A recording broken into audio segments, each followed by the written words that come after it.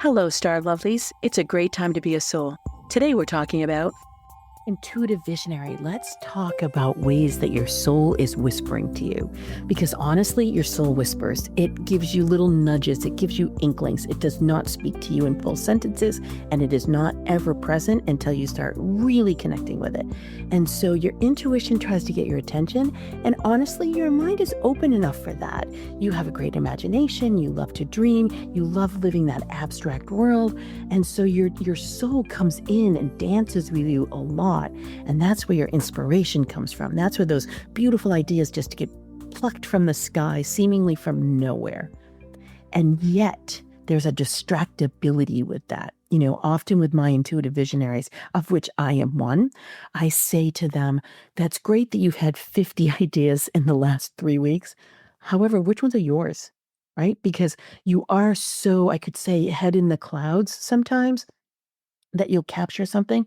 And if you don't take a pause moment and either ask, is this mine? Or what do you want me to do with this? Or capture it in writing in some ways, it just flits right by and it just passes through. So if you're wanting to develop your intuitive nature more strongly or more connectively, or you want to trust your intuition so you can rely on it more, you're going to want to build the muscle. And even though you're really connected and you have all these ideas, if they come in as fast as they go out, or if you then start operating on things which in fact aren't your ideas, then your intuition, your soul says, ooh, wait, I'm going to pull back a little bit. This, not so much. This isn't doing me any good. Your soul is very wise. And so for you, you do enter the world through your mind. So we want to use that mind because, again, you have that openness. You have that ability to look at things at multiple perspectives. You have the ability to say yes to something even though there's no evidence.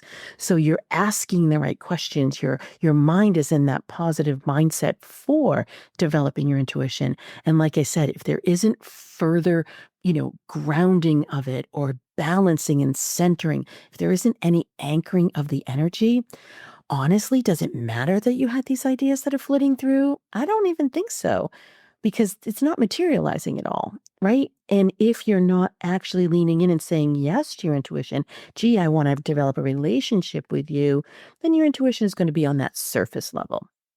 If you adore that, then perfect. If you don't, then keep listening, and I'm going to go through some tips for you. So the most important thing for you, intuitive visionary, is to stay grounded. And that feels really stifling. Like I have some intuitive visionary clients that never want me to just, bring them to earth and just ground them into the earth. They really love to be like as part of a tree or flowing through water or thinking about peaceful, gentle breezes, almost like that feather that's just really beautifully falling to the ground, just floating, and that feels good. A lot of intuitive visionaries want to be in from a spirit animal perspective, from a seahorse who's in the flow, or a bird who takes flight. Either one of those are really good. There's no wrong way to do this, but you are a powerhouse and you can be incredibly intuitive if you say yes to actually landing it. We're going to work with your energy. We're going to work with the natural flow for you. So for you to use oracle cards, for you to use a pendulum, for you to use things that are active like journaling and asking questions when you get an intuitive hit, those are really great for you to do. You most likely could become a channel writer if that's what you chose to do. And what ends up happening with that is you're starting to journal and you're in your mind, but then you just let yourself wonder and you let yourself imagine, or you let yourself ask questions. You let yourself be in a little bit of a dream space, and all of a sudden you'll get these inklings. And if you're continuing to write without a purpose, without a production of it, you'd be amazed at what comes in. And then as you're writing, if you're asking questions like, well, what does this mean? Is it mine? I wonder what I'm going to do with this. I wonder where it wants to land. Is this part of something that I've already done, or is this something new? You will be amazed at the answers you get.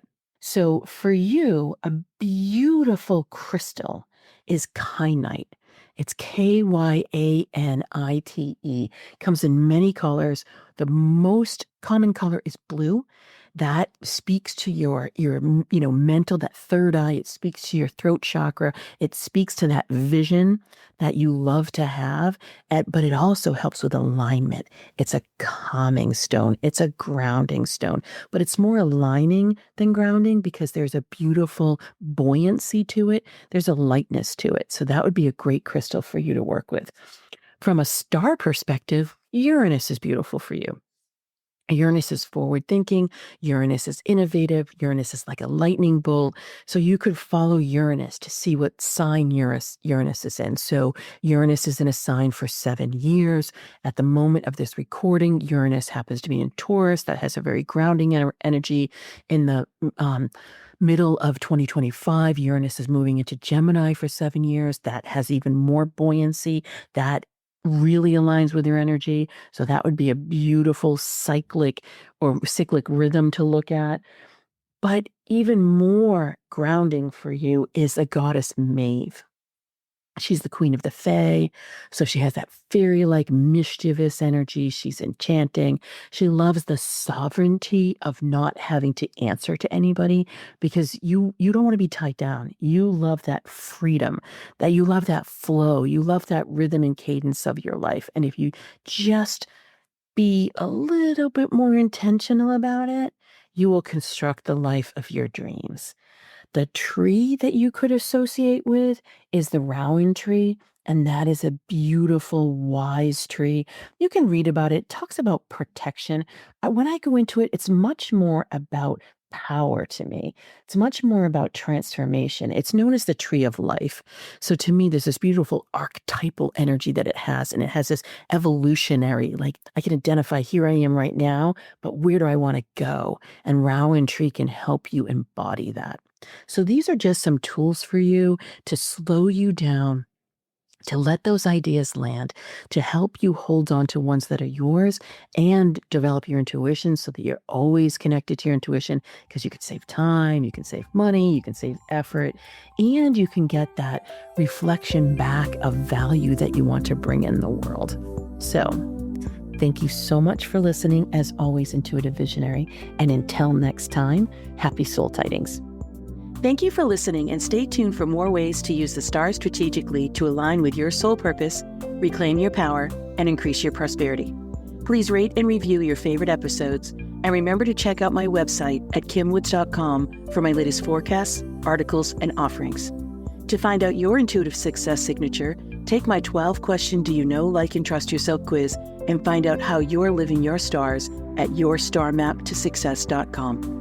I've so enjoyed our time together as it's filled with the power of the stars plus strategy to clear the pathway to your success.